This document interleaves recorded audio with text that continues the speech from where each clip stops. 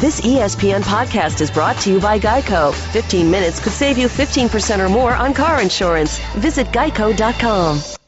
The BS Report is a free-flowing conversation that occasionally touches on mature subjects. The BS Report. The BS Report with Bill Simmons. Welcome to the second Birdmester, the 33-day recap, Bill and Jalen. We do this every 33 days or around so from the NBA season. This is the second one. There will be 5 this year. He's the Hall of Fame mogul over Magic Johnson. He's Larry Legend. Of course, I'm representing him to the fullest, and we representing the MVP of the NBA, Boogie! He's our most valuable player. No doubt. Because he's brought us the most joy. Yes, indeed. It's fun to watch. I don't know when he's going to snap during a game. I like reading about. Pod. We're like his biggest defenders.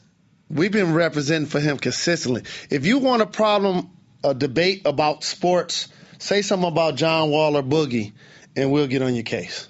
Boogie's on Twitter, right? Yes. People watching this, tweet at Boogie and tell him to get his butt in here for a Grantland pod with his 2 biggest fans. Give the people what they want. And we will go all in on the Boogie Cousins pod. All right, we're going to do power rankings. We're doing it from 30 to 1. We broke this down into categories. We started to do this last podcast and they got away from it. So now we're really going to do it. I got a feeling you probably shouldn't tell Boogie about this next part. Well, yeah, shut off the camera, or the computer, Boogie. So our first tier is called Sorry for Jabari. Mishandle for Randall. Sharp for smart. So there's 6 teams in here. These 6 teams have basically given up, and they're looking forward to next year, even though they haven't admitted it publicly yet. Rigging for Wiggins. Milwaukee. Not caring for Aaron. Who else is in there? Low seed for Embiid. Yeah, that's right. Crap the bead for Embiid. Milwaukee, Utah, Orlando, my beloved Celtics. Turns out you can't make the playoffs if Jordan Crawford is your best player. Who knew? Ainge. Who knew? All I have to say is going to be executive of the year in the NBA. They're going to win 20 games. He's going to be executive of the year. It's true. Sacramento and Philly. Philly will figure out a way to get into that top 6. So those are our 6 teams that we know are going to be in the mix on lottery night, which is going to be one of the most exciting nights. Should I be on live TV that night? They'll be there. We'll be there. And you got to make sure you don't get fired, because that whole thing, the way you handled yourself when Bennett got drafted, for all you know, the guy could have came in and averaged 20 and 10. You like, oh! Yeah, I was right. The worst thing ever. I was right. So our one-liner for the Bucks, they weren't supposed to be in this conversation. Went out and signed O.J. Mayo, signed Larry Sanders 4 years, $44 million. Larry, take care of the dogs, big fella. Wait, we can't do every team. We don't have the time. I know, but I'm just saying. We got the Jazz. They dropped Trey Burke. The Jazz wanted to be bad.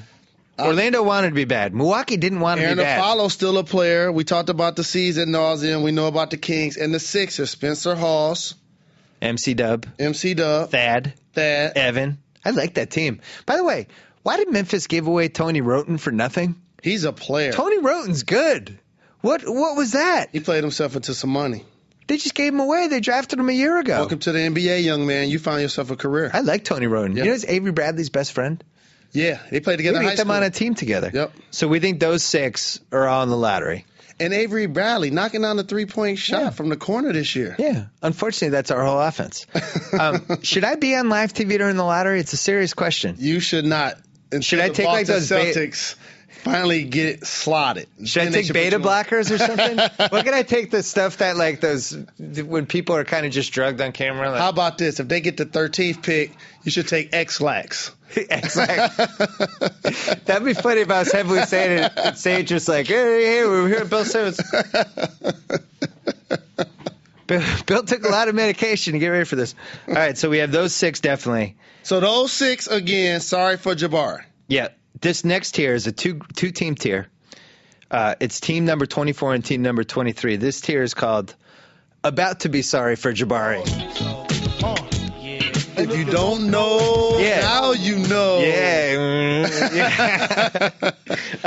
The Lakers. Interesting. And the Bulls. The Bulls just made their dang trade. That was their white flag concession. Shout out to Dido. And in defense to both of those teams, there's no way you can lose an all-star guard from both conferences and still be competitive. Yeah, you lost a top 15 player. Yeah. So for both of those teams, it's decision-making time.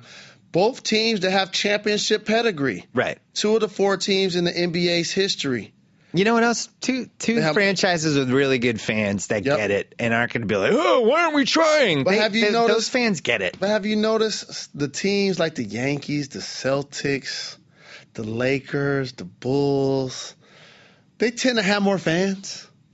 True. Fair point. I think you were going to say smart fans. I was excited. By the way, we both think the Lakers should just tank beyond tank, right? Why not at this point? What are you playing for? Here's the thing about the Lakers. There's a thing about the Lakers? And the Bulls. Both of those guys want to come back ASAP. Right. So you can't, if you're the Lakers, throw it in the towel and you just signed Kobe Bryant 2 years, $48 million in his 18th year, and trade Pau Gasol. You have to bet your life on this next question, but even though you don't actually have to. But if you had to. I never would have thought Kobe would have came back before Nash. I didn't. You're right. You got me. No, that was I wasn't going to brag about that. Carmelo Anthony will be a Bull, Laker, or Knick next year. Knick. No chance for the Bulls. Let me see. Let's turn this into a game show. Behind door number 1, you have the opportunity to go to Chicago and play with Derrick Rose. Behind door number 2, you have the Los Angeles Lakers and Kobe Bryant. Behind door number 3, you have the New York Knicks. Ding, ding, ding, plus $30 million. Yeah, but wait a second. You were the creator of the theory that the $30 million isn't really $30 million because they factor in that 5th year. It's really an extra $10 million. But when you've played over a decade already, you need to get as many years as possible. You left out the real reason why he's not playing in Chicago. Lala's not living in Chicago. So it's too freaking cold for her. How many times have we saw players chase the ring? KG Paul for the Nets, Karl Malone, Gary Payton for the Lakers, Scottie Pippen with Portland. Are we sure they even chased the ring in with KG and Paul? I think that's unfair. Yes. I'm going to defend my boys. Let me tell you. They already won a ring. Let me tell you the one reason why it's not unfair. Because KG had a no trade clause. Yeah, but their coach left. I'm no trading to go to the Clippers, not to the Nets. But the league blocked it. They blocked CP3 to go to the Lakers too. You know what my weird theory about this? I'm not reporting this. I don't think Doc wanted KG. I think he knew. I think he was totally happy with that trade getting blocked. Well, he had to front with those guys like, oh, I'm trying to get both of you, but I think he knew. You remember they had conversations earlier about DeAndre possibly for KG. I wouldn't do that. I mean, obviously, and Doc is there every day, so I'm pretty sure. I don't think Doc wanted to do that. The Celtics thought they had a trade at one point, and then stuff started getting leaked out. My little pet theory, not just a conspiracy theory. I think Doc wanted to coach DeAndre, and I would have too. Yeah, DeAndre's 25 years younger than KG, and he has DeAndre Drummond athleticism. You see, when you watch those guys run, like we talk about a lot, they get up and down the floor.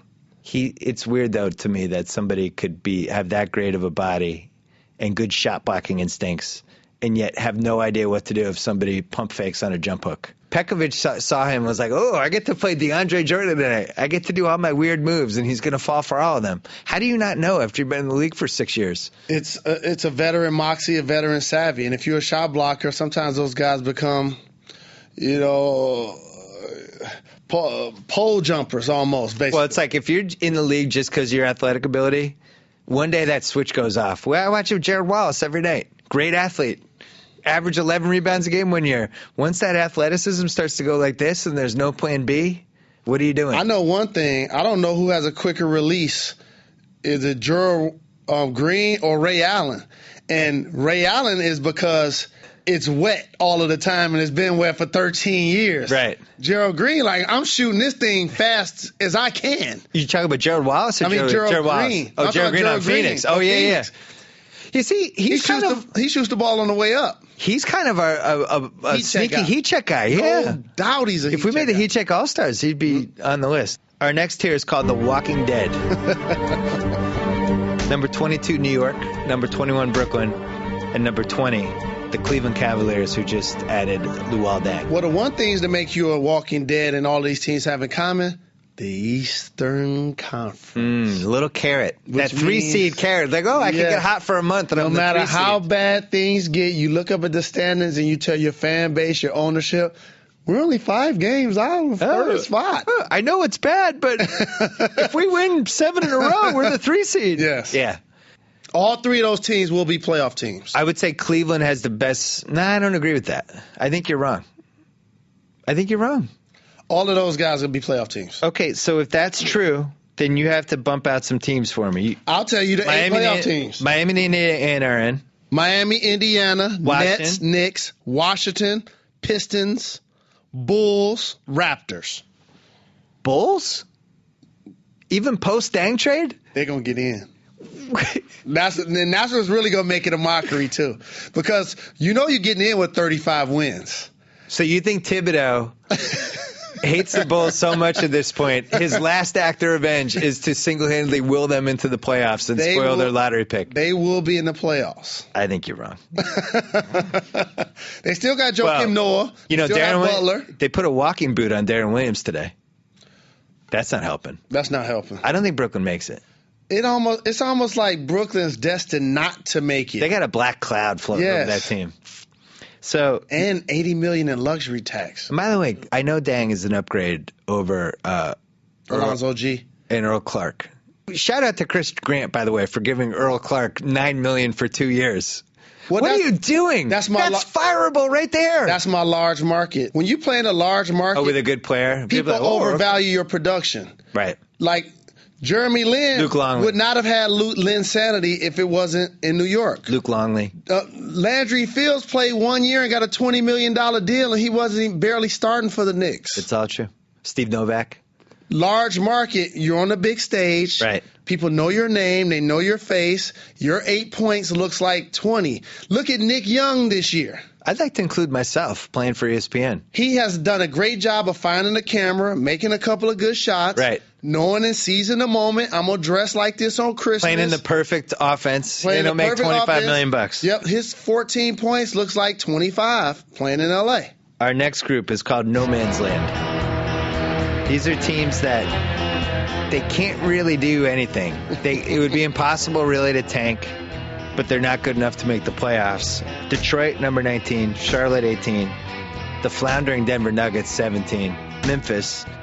Denver, I think, is going to fall into the 20s. They're still trying to win games. At some point, they're going to realize the West is loaded.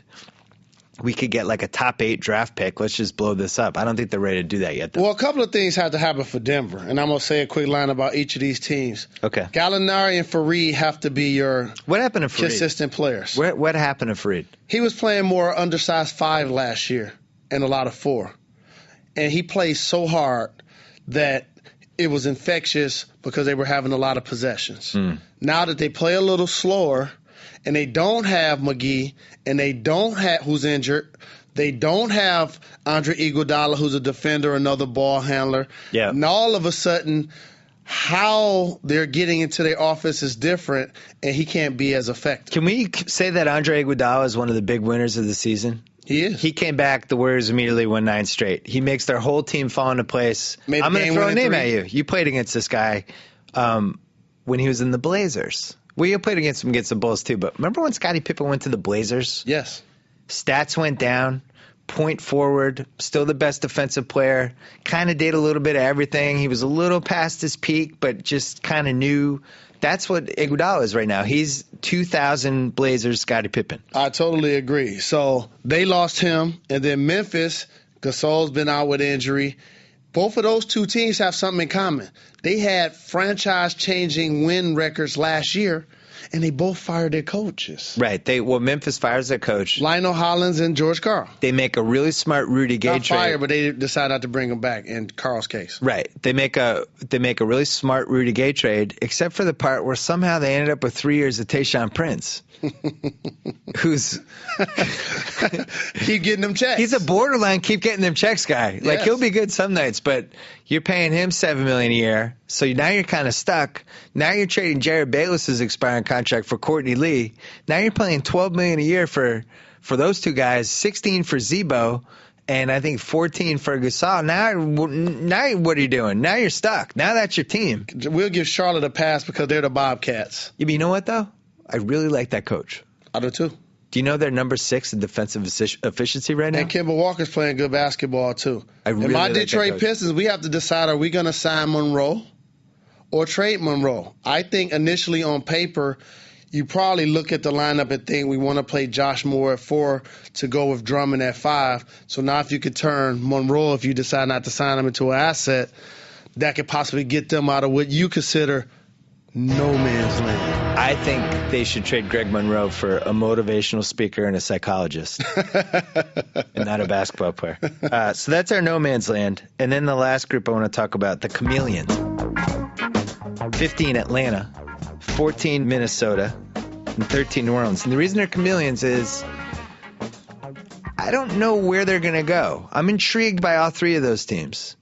Like, I could see New Orleans getting hot and maybe even, like, knocking on the playoff door. Same thing with Minnesota. They're going to need Ryan Anderson. Well, he herniated disc. Who knows when he comes back? If he comes back soon, though, like, I'm not surprised with anything with them. Atlanta, I thought they'd lose Al Horford. That was it. They'd be done. They're still playing well. They're well coached. And I don't want to knock anybody's bread, but if your team is calling Hedo Turkoglu to come work out, I'm going to put this bat down and I'm going to go to the gym What team did that? I'm hearing a couple of reports that, Hedo Turkoglu may work out for the Lakers, may work out for the Clippers. A couple of teams thinking about. I have an idea. I think it's because he's a foreign player, and people feel like foreign players age better. I think you need to change your name to Jalen Rosevich. Like, no, Jalen's actually from Croatia. And then people think, oh no, he's those guys can shoot forever. And so Atlanta, as you mentioned, lose Horford. Minnesota. But still playing well. Yep. And the Celtics have their pick, so I've been kind of, from a karma standpoint, I love Al Horford. I was sad that he went down. But after you go through the grieving period, then you hit the point where you're like, oh, yeah, we have their pick. This could be good. And Kevin Love, the best power forward, one of the top players in the entire league. Him and Pekovic, they work, but they're still trying to figure out the rest. And we love Anthony Davis. Drew Holiday's finding his game. Tyreek Evans is now finding his game. Tyreek Evans finding his game. Yep. I got to say, that team is super entertaining. See, Tyreek Evans, at his size, is able to do something that most players give up on, is that get to the basket. People realize that you can shoot, but you're not a great shooter, and you can drive, but you're really one-hand dominant. He gets there anyway. He still is continuing to get there. Yeah. And that's what makes a great NBA player. You watch a game all the time. Why can't you stop Manu Ginobili from going left? Because he can shoot good enough to the point where I got to get up on him, and he just drives lefts. And Tyreek has figured that out. I love watching New Orleans. I think their pick and rolls with Davis have been one of the most fun things that I've seen all season. Atlanta's been inspiring. Not a good team. They have a backcourt of Jeff Teague and Kyle Korver, and they're winning game after game, and both of those guys look great. Millsap's been the best bargain in the free agency. They have a bunch of weird role players, and they're well coached. Jeff Teague's been They balling. should be proud. Jeff Teague's been balling. Yes. That's it for the power rankings. We're going to come back with part 4 of the Birdmester, our top 12, the playoff teams, the ones that actually matter. See you then. Birdmaster out.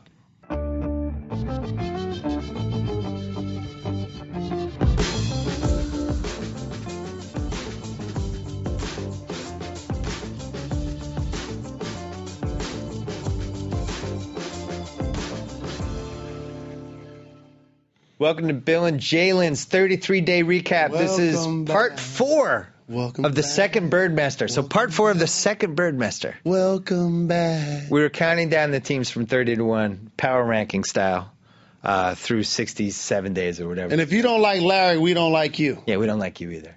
So we're down to the top 12. If you want to see teams 30 through 13, go onto YouTube, watch part 3.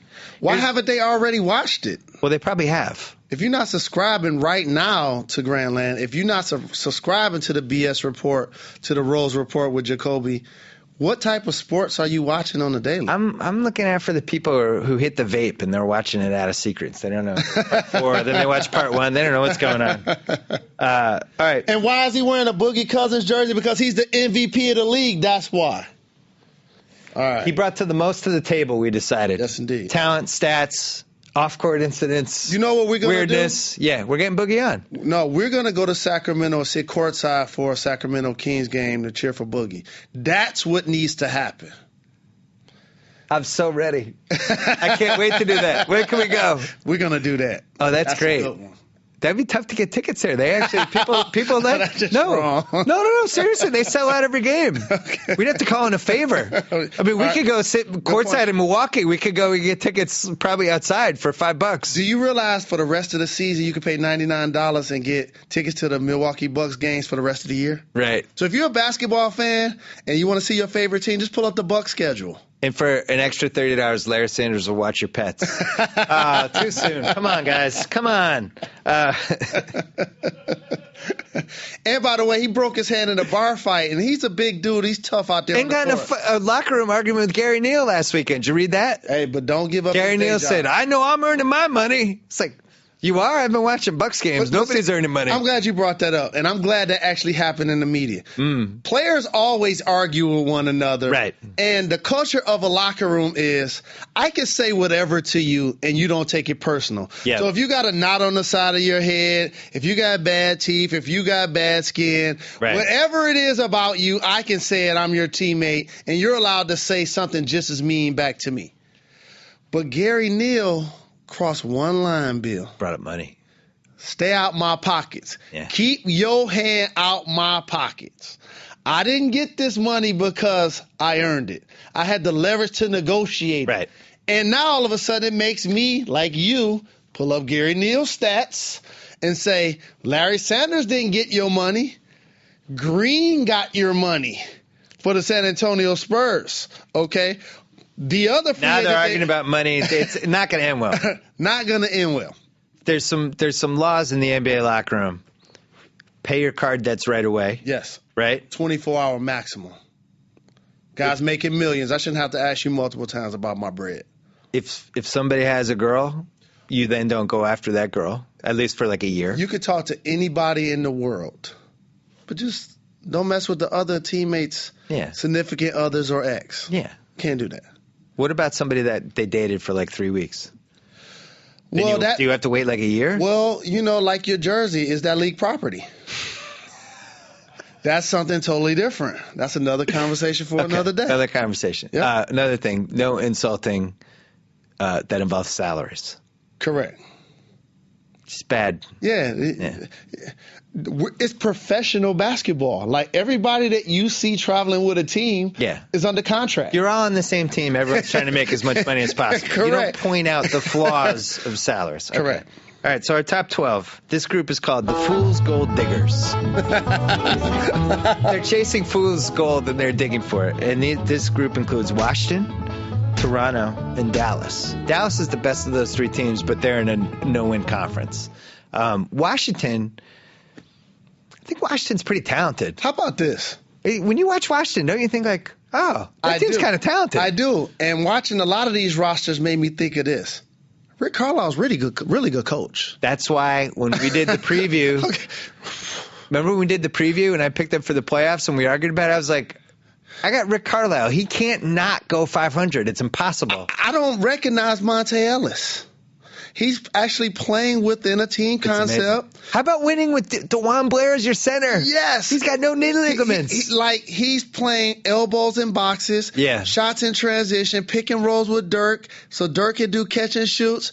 It's been like easy money for Dirk. Here's how I knew Rick Carlisle was a great coach. I was watching a game. Vince got knocked down, and he got up within 3 minutes. He got up off the court. That's when I knew Rick Carlisle had something special. Because if he had one of these other rosters like we talk about with a lot of these teams, they'd be in a different position. I forget, it's like Bear Bryant or somebody said this about, he did in the Southern accent, but it's like he coached his, he beat your guys, he coached yours, he beat your, I forget, it's some Southern lingo thing, but they always say that about Belichick. I think you said that about Rick Carlisle. I agree. If you gave him the Cleveland Cavaliers right now, they would be like 30-17. He really now that would be impossible actually because they haven't played enough games. But you know what I mean? So for Fool's Gold, we got Washington, Toronto, who's been playing good basketball. After they cut out the Rudy hemorrhoid. They were talking about how they had less ball movement with Rudy Gay. They were one of the worst offensive half-court efficiency teams. He took a lot of shots. With Rudy, the ball just stuck. You know what it is? It's so easy to understand if you've ever played basketball at any point in your life. You're on where you're playing pickup or something, you're on a team with a guy who chucks it all the time, and everybody just kind of loses the will to live a little bit. You don't want to play as hard because you're like, this guy's just going to shoot again. And then finally you playing a game. It's 9-8. At first it was 9-8-6. Everyone's fighting hard. You fighting back, you getting, you cheering, you like, yeah. Then so I get an all long outlet, you kick it to that guy, and he just take a one pass jumper. 20-footer, nobody's and underneath. Like, now we gotta get a stop. Oh my God! Then you start thinking about throwing the game so you can pick a new team. I think that might be Rudy Gay. You run back on the court, be like, who got? Yeah, hey, hold one. We lose this. One. I got. Hold me a spot. So anyway, they somehow, and Kyle Lowry's balling. Kyle Lowry might be on my all-star team of guys who just should be paid by the year. J.R. Smith's the shooting guard on that team. But the thing about Kyle Lowry, and I think this distinguished him from players like Courtney Lee, who he just got traded for, and Jared Bayless, because to me those. Well, Kyle Lowry is much better than those guys. But they were all in the same melting pot to me, and DJ Augustine as well. Like combination guards in this league, they were trying to figure if they could really play one, can they play two? Can they get be a 10 assist guy, or are they a scoring guard? He distinguished himself as a legitimate scoring guard. And has had real moments in the NBA. The issue with him is that off the court, he rubs people the wrong way for whatever reason. You've had 3 teams gave up on him. Right. And, 2 teams or 3? Memphis, Houston. I guess Toronto would have been 3. But something about him is annoying to be around. And so for that dynamic of the Raptors, I remember they were trying to be a player for Wiggins, who's also a Canadian kid. Well, that's why they traded Gay. And then look what happens. They start winning. Games. They start kicking butts. So that's why they're in the area you call because they might get. Diggers. They probably are the number 3 seed. Picture that. They're gonna be the number 3 seed. I just heard it. No way. First of all, control room, keep quiet. We're trying to do a podcast. We want to hear your opinions. We'd invite you in. No, I think Toronto could be a 3 seed. They will not be a 3 seed. Who's your 3 seed? They're going to make sure that they break up their team so they're not a 3 seed. You think they're going to tank? Well, they have to make some move, and it's going to be with Lowry. You talked about the player. I think their fans would be furious if they did that. I think you talked about the player. I wouldn't be surprised if the 3 seed is Washington or Detroit. Well, I think Washington is. I'm going with my Pistons. Stop it. The East? Stop it. The East? Please. Atlanta had it with Horford. I really like Mo Cheeks. I met him in Oklahoma City. He was a great guy. I love talking basketball with him. He might not be an NBA head coach. You got to have a plan that you stick to game to game. Guys, you know this more than anyone. You're an NBA coach. Guys need to go to the arena and know how many minutes they're playing and who they're playing with. You can't just change that every game. Mike Brown does the same thing. Well, it's kind of like you need to know what's going to happen when you get there. You mean like a relationship? So yeah. I like to watch football on Sunday, sun up to sundown. Right. And all of a sudden, you get married. Are you able to watch football from sun up to sundown uninterrupted, as you probably were able? Well, I am because it's my job. But I still take crap for it. See, yeah. No, but I mean, to your point though, your girl knows that you watch football on Sundays. Mm-hmm. If on a Sunday you just disappeared for the entire day and didn't explain it, she'd be like, "Well, that's weird." I feel like that's how Mo Cheeks coaches kind of. No, it's like that I'm not time. playing in the second half. But I played the second half of the last game. No, it's like that every time I put on something half decent. Like, where you going? Like, I can't take a shower and put on something half decent. I can't dress like a bum every day. It's the same thing. Why you look so nice? Because I'm going on television. It's a film. It's a video medium. The next group is the wild card. It includes one team, the Phoenix Suns, who are 20-12. The Vegas over-under was 19.5.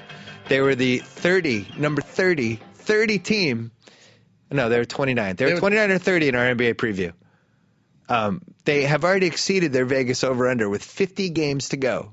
That is terrific. And they're legit. They're a legit good team. So many first-year coaches. And I know Brad has been talked a lot about. Atlanta's coach has been talked a lot about. Budenholzer. And nobody's really talking about Jeff Hornacek. How about the Philly guy? Those guys are doing an amazing job. We talk a lot about coaching turnarounds and turnover. Those guys are doing a real good job. And Jeff Hornacek, what he's done with that roster, you got guys playing above themselves. Channing Way Frye, above. Well, the other back thing I healthy. like, they have a style, and he sticks to it. And I went to that Clipper game, and it was clear that he told them before the game, run. You get a rebound. We're going. They score, run anyway. And they were just, boom, down the floor with those two guards. And he told them, Jamal Crawford sucks on defense. Whoever he's guarding, you attack him immediately. They did it. Jamal Crawford was out of the game by the second quarter. Like, he didn't know what was going on. But I was really impressed. I'm impressed with the Twins, too. Yeah, the Twins. They were there wasn't great buzz about them off the court. They came out of Philly. You know, they're a little shaky, though, right? They're from a tough background. Right. And so when you're around that consistently, you know, that maturity of being an NBA player now allows you to remove yourself and have the opportunity to grow up. The thing I like about both of them is that they embrace, you know, their brotherhood. You know, so many times you have sibling rivalries and things of that nature, but I like a lot of their tattoos are absolutely the same. Like, they want to mirror one another, and I think it has to help them when they're playing basketball, at least somewhat. And when they're trading girlfriends. That would be awesome. You know what I admire about the Twins? They figured out a way to complement each other on a basketball court. I don't even know who's who. One of them can play post up underneath, and the other guy's kind of like a Marcus and Markieff. Markieff's underneath a little bit more, right? Marcus is a little bit outside, but when they play, they're effective. And also, when you're running back in transition playing basketball, it's a 4-on-3 and everybody's scrambling. One of the things that separates a college player from a pro player is you have to be able to decipher everything about that player immediately. It's almost like that scouting report has to come in your head. He's a catch and shooter. He's a 40% three-point shooter. He likes to be the driver. He likes to post up. So just them being twins has to throw you off some. Totally. 100%. And also, it made me think like the Grants were probably the best twins ever. And I don't think they're going to top. Those guys, their games would have complemented each other, and they never played together. And they don't look alike. They don't. But Harvey was more outside. Horace was inside. Yep. And I wonder, like, when you're twins, when you're growing up, because the Kentucky guys are like that too, right? Harrison, one is a point guard, the other's a shooting guard. Andrew and Aaron, So it must be like when you're 8, they must shoot. All right, I'll be the point guard, you be the 2 guard. That is so awesome. And then they go. But I love watching Phoenix. I hope to make a trade. Our next group, the One Trade Away Club. It's just the Clippers and the Rockets. I'm not ready to cross these teams off yet. I can just tell you that right now, they cannot make round 3 with the teams they have. They need to make a trade. I agree. With the current rosters, not happening. I agree. For Houston, Asik, that's the elephant in the room. They got to turn Asik into something. They have to parlay that into something. For the Clippers, power forward minutes. Big man. Their version of P.J. Brown in 2008. Yes. Against a lot of average or good teams in today's game, you could get away with playing Steven Jackson, Matt Barnes, Dudley at the 4. Hold on, Steven Jackson. You think this is the last day of his contract? They're not going to bring him back? I actually know. I have some inside info on it. Okay. They couldn't afford to feed him anymore. When you're eating 19 meals a day, it just gets tough. Like the other guys didn't get to eat. He is the fattest veteran I've ever seen. Everyone in our section was talking about he had a full-fledged pot belly. Really? So you're a professional athlete. There's playing yourself into shape, and then there's it's too late. I can't. All right, so now I got to defend my boy. Of course, I knew you would. That's why we do our thing. My boy. That's why we give the people what we want. LA team guy. That's why we give the people what they want. When they signed him, they knew he was 270 pounds. He did a physical. He showed up and worked out, did whatever they asked him to do. Right.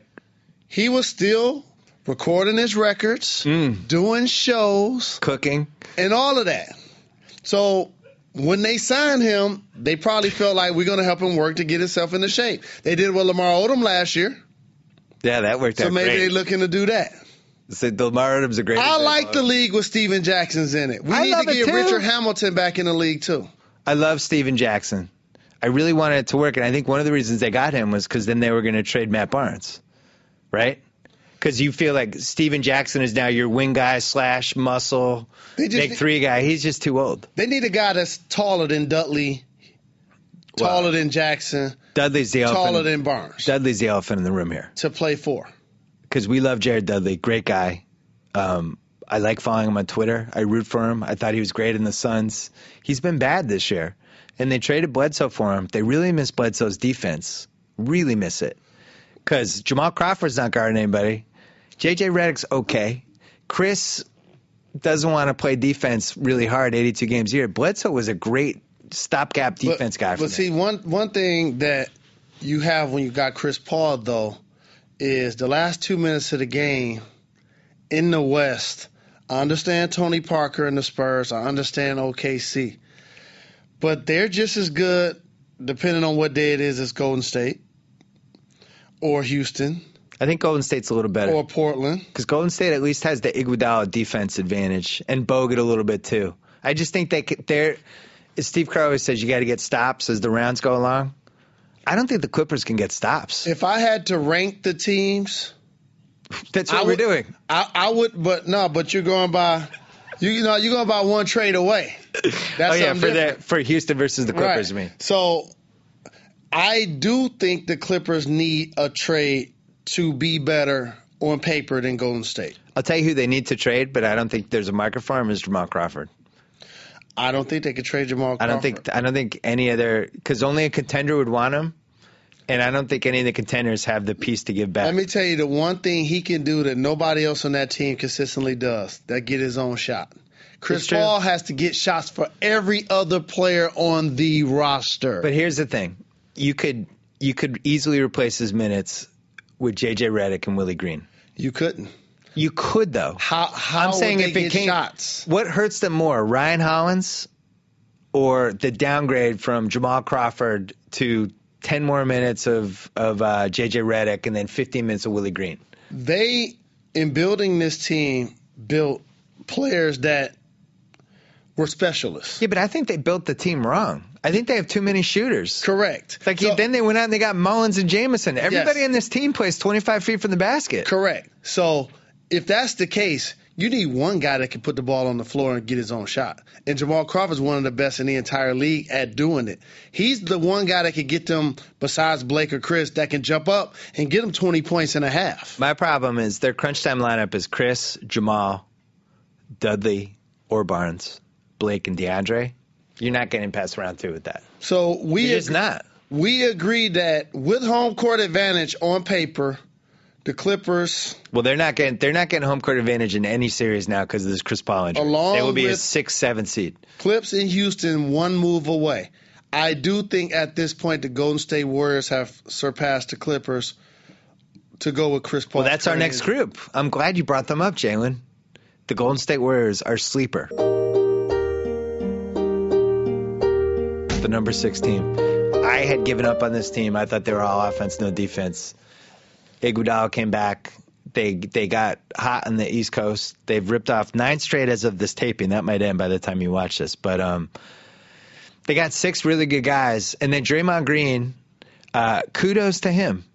I mentioned that I said they were 6.5, and I said a few weeks ago that Draymond Green, well, he can get hot. He's been a good bench guy. If he's your 8th or 9th man, you're fine. They're still a guy short, though. They missed that Jack guy. The thing that Golden State is able to do is all of their players, number one, change ends of the floor. Yeah. Them in Portland got 4 or 5 players that constantly can be on 4-on-3s, 2-on-1s, 3-on-2s. And when you got all guys running the court, all of a sudden, there's Clay for 3. All of a sudden, Lillard's walking into a 3. All of a sudden, there's Batum. There's Wesley Matthews. That's where you get the quality 3-point shots, either in transition or off offensive rebounds. And I don't totally trust Clay, and I don't totally trust Harrison Barnes, obviously. But those guys, like in a playoff series, you play 7 times. They get 2 hot Klay Thompson games and 1 hot Harrison Barnes game out of the 7, right? 2 things that never get discussed when people talk about the Golden State Warriors, and big shout to my good friend Mark Jackson. He's doing a great job with the team. One. That's not what you said in the green room. One is the toughness of Andrew Bogut. Right. Real toughness. He'll fight. He's not a hold me back. Correct. The toughness of Andrew Bogut. He's their consistent 7-footer that has to play anchor down low, rebound, block shots, and defend the other team's bigs. That's tough work. And David Lee, you say what you want to say about his defense. I pick up the stat sheet after every game. He's 19-10. And the defensive possession isn't over till somebody grabs the rebound. They go to Miami, Steph Curry, David Lee, 30 points each. Both of those guys will be all-stars this year. Same with Lillard, same with Aldridge. That's why these teams are sleeping. Steph Curry, and who's going to be an all-star? David Lee. No, he's not going to be an all-star. Yes, he is. No. They're going by bigs, not by position now. Come on. It's front court. He's not making the all-star team. It's front court. He's not making it. I'm about to tell you the guys then. All right, let's bet. Lobster tempura. Done and done. I'll tell you the teams. So OKC is going to have KD, possibly Ibaka. If David Lee makes it over Ibaka, that's the spot. That's why I pointed out. I'm protesting. It's Ibaka. It's going to be Ibaka or Lee. Come on. Ibaka's going to make it. It's going to be interesting to see what the coaches vote. Well, if Ibaka makes it, we know Amina's going to go to New Orleans. I didn't say it. Don't get fired. We might work with somebody who has a slight little crush on Ibaka. Just a little bit. Just a platonic crush. We all have crushes on people. All right, so let's go to number 5, 4, 3, and 2. The contenders. The contenders. Basically everybody who's not Miami. Everybody we haven't named yet. Indiana, Oklahoma City, Portland, San Antonio. Done. San Antonio is just out of there, out of respect. Well, I haven't liked their performance against good teams this year. Me either. I don't like the Spurs the way a lot of other people do, and I say that because a lot of people think they're going to win the West. I do not think they're going to win the West. I'm sticking by them only because they burn me year after year after year. I thought Kawhi was going to get better this year. I'm disappointed. I had high expectations for Kawhi. I think, and this He's the same. He didn't get worse. I'm just saying. I think his opportunity stayed the same. Oh, you don't think they gave him more? I think he's playing. Remember, there's been games this year that he's come off the bench. No, I know. Well, you know what? The other thing I was thinking in the finals, because they had to bury Thiago, so they're playing Duncan at 5, Kawhi at 4, and that's when he was getting all those rebounds, and that's when he emerged. Maybe he's not a 3. Maybe he's a 4. Maybe he's a stretch 4. He's a 3. No, I know he's a 3, but maybe that's when he thrives the most, when he's kind of like Harrison Barnes did. Exactly. When David Lee went out. Exactly. But that was also a tempo thing and a matchup thing. Right. More so than I think. So maybe that's why he got those stats. But his opportunity hasn't increased. Like, it's not like he's playing a lot more minutes, getting a lot more shots. I think Pop every 2 weeks should have the game when they're like, hey, guys, we're going to get Kawhi off in this game. Yes. Try to get Kawhi to 30 points. What happens in those scenarios, and mark my words, later in the season, that's going to happen. Because that'd be smart. He's going to look at his team and say, Tony's playing well. We're getting good stuff out of him. Got to save Manu a little bit. Got to save Tim a little bit. Thiago's going to be coming back from injury. Let Kawhi do his thing. To be smart. Oklahoma City, so tough to predict anything with them to Westbrook. Yeah. We'll say the young guys on the road make me nervous, though. But you got to give him credit. Jackson has turned into a player that now people think can go on to be a starting point guard. They've turned him into an asset. He's Bobby Jackson 2.0 for me. Yep. What Bobby Jackson did on those Kings teams, OG that's Bobby what he Jackson. is. Yeah, what are the odds you're going to have I bet you have a history with Bobby Jackson. Have you been to Bobby Jackson's house in the last 3 years? I have not, but I've seen him. He's coaching with the Sacramento Kings, and he's doing his thing. But you've been to Mo Peterson's house in the last 3 years. I have. Mo Big shot, Mo. Pizzle! The last thing I want to say about Oklahoma City is I want to come back in my next life as Jeremy Lamb on this team. Jeremy, just stand over there, and you're going to get wide open threes 5 times a game. 40%. Yeah. We need you to make down 40%. You're not going to take a shot that has a hand in your face for 7 months. That's a good gig. Yeah, that's a great gig. Adams, and you know what? Good minutes too. He plays hard too. I'm going to say I like him more than I thought I would. I wouldn't trade James Harden for him and Steven Adams. Of course you wouldn't. But I like how competitive he is. Did you see that play when he almost broke his neck jumping over people's back for that rebound? That's what I was going to say. He's a badass. Yeah. He's willing to mix it up. I like that about him. I like that too. When you look at his demeanor, you would think that he'd play a little timid, but he doesn't play like that. He willing to stick his nose in there. If you're Portland, would you trade C.J. McCollum for one more piece? I would, because we become a great team without him. He could be an asset. You got Mo Williams in that spot. I don't think you can play Mo Williams and C.J. McCollum together. I'm not willing to rule it out. I want to see it. But that team, to me, if Matthews and Batum aren't in the game, it becomes mouse in the house. Yes. Like Deion Waiters, yeah, straight to the post. Yeah. So any team they play that has guards, even somebody like Manu, I feel like could torture those guys. And when you're a scorer on the wing and you 6'5" or above, and they put a small guy on you, you this is 6 quick points. That's the first thing you're thinking. So that's what Deion Waiters was thinking. I'm 2 for 5. They got Mo Williams on me? I'm about to go to the block real quick. I was thinking McCollum for Shumpert would make sense if Shumpert was playing better. I like that move. Shumpert's your classic case of you're overrated because you're playing a big city guy. And that's the type of guy they need for that 8th, 9th man. I like Portland. I've been on the bandwagon all season. They're really fun to watch. Aldridge's been playing great. Lillard. How about this stat? Oakland. Nobody's made more threes than Damian Lillard. An assassin. Yes, Thank you, indeed. Billy King. Yes, indeed, right? Can we call Billy King Uncle Billy? Can you rewind how they got Damian Lillard? Just for the fans just so the fans will know. Brooklyn decided they wanted to trade Gerald Wallace, who is an expiring contract. Is he playing this year? He's playing this year in the Celtics. Okay. He's an expiring contract to, I guess, make Darren Williams happy. Oh, okay. Acquire Gerald Wallace. He's okay. They give him $40 million for 4 years. Keep getting them checks, Gerald. They only put you my guy. They only put a top 3 protection on the pick because they said later that they only like 3 guys in the draft. But the pick ends up being number 6. How about you just protect the top 10 just to be safe? How do you know in February that you only like 3 guys? Are you kidding me? We haven't even had the tournament yet. And Lillard comes in. Now their defense would be we wouldn't have taken him anyway. Well, maybe we would have taken Andre Drummond. He would have looked nice in that team. Yeah. Terrible trade. Anyway, Damian Lillard, that 3. What was the game when he pulled up and took the 30-foot 3 to tie the game? The Cavs game. You knew he was going to shoot it, but not from where he was. And then he just shot it from 30, made it, and did the turnaround. Yeah, because when he shot one earlier in the year at home and made it, he shot this one for a little bit further. Right. So how about the skill set of these young players?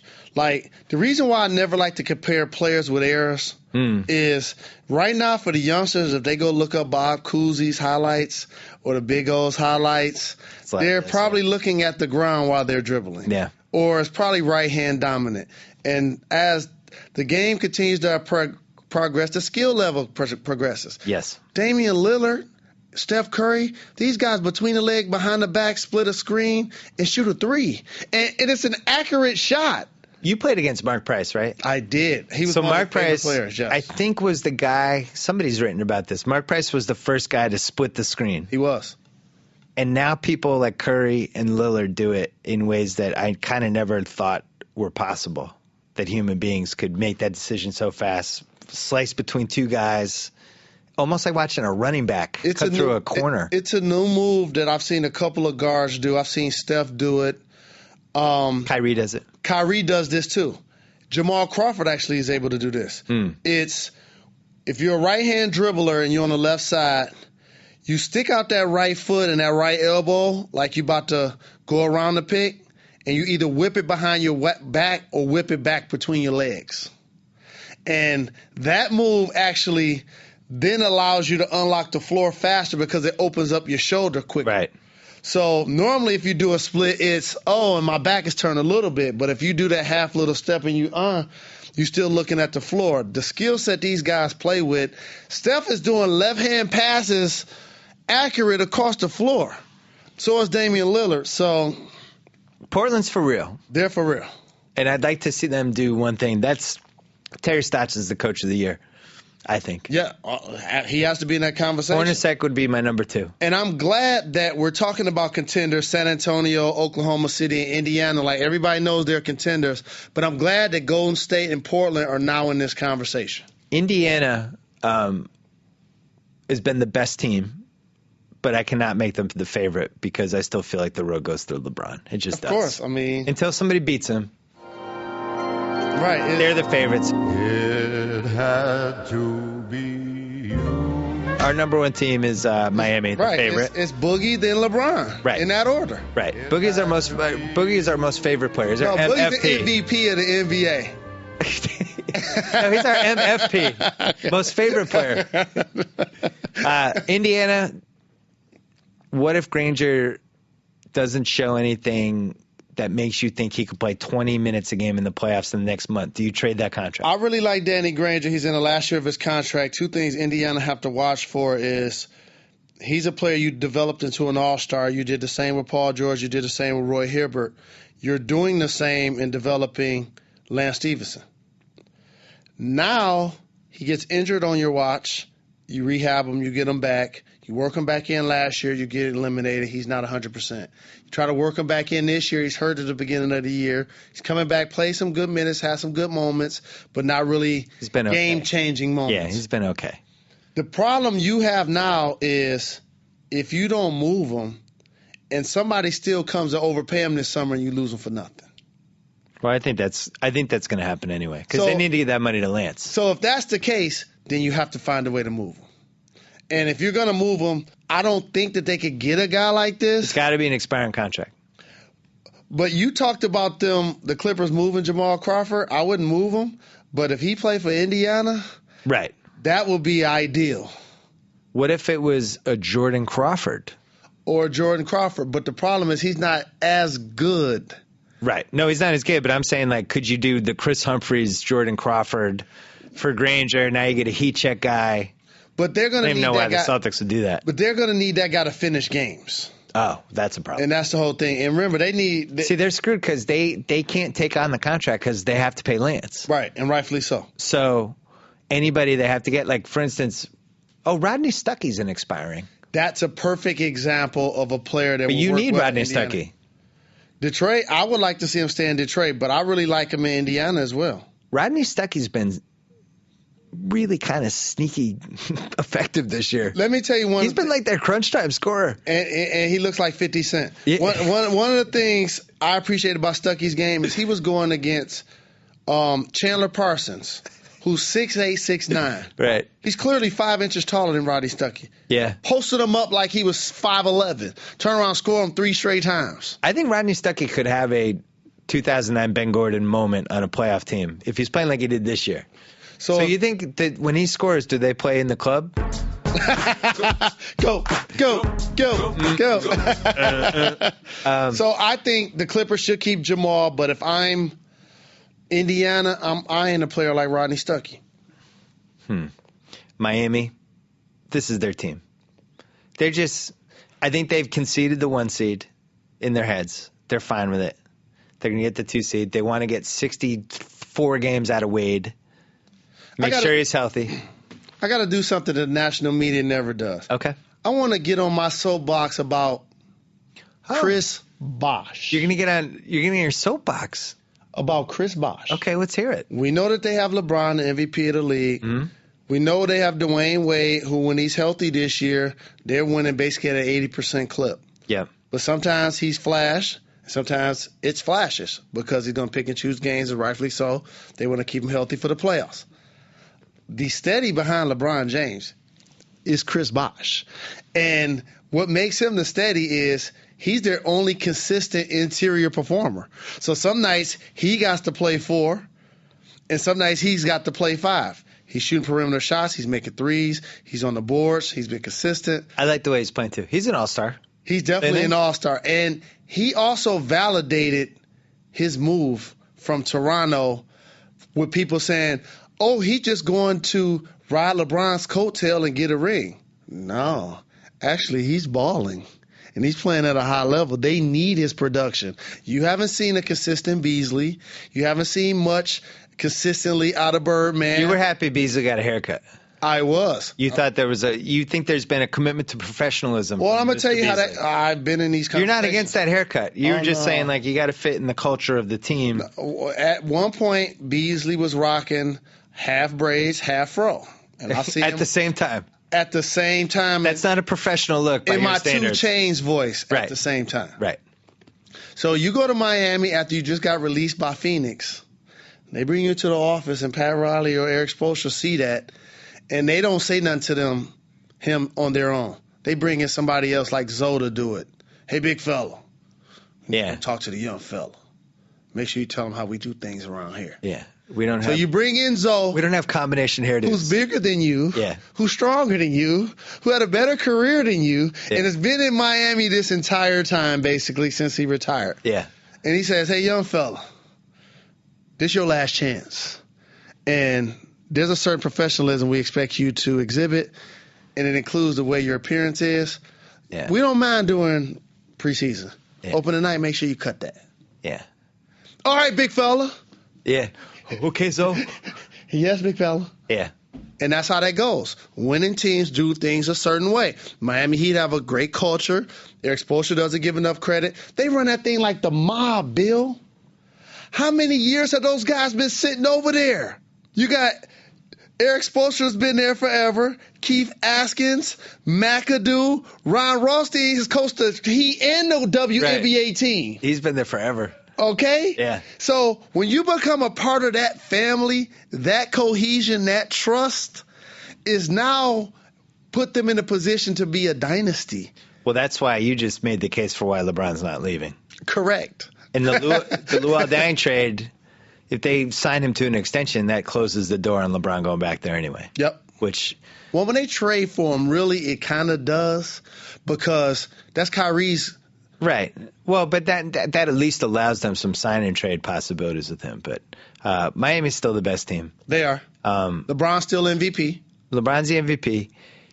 Going into Naptown for a Game 7, though. We'll be there. I don't know.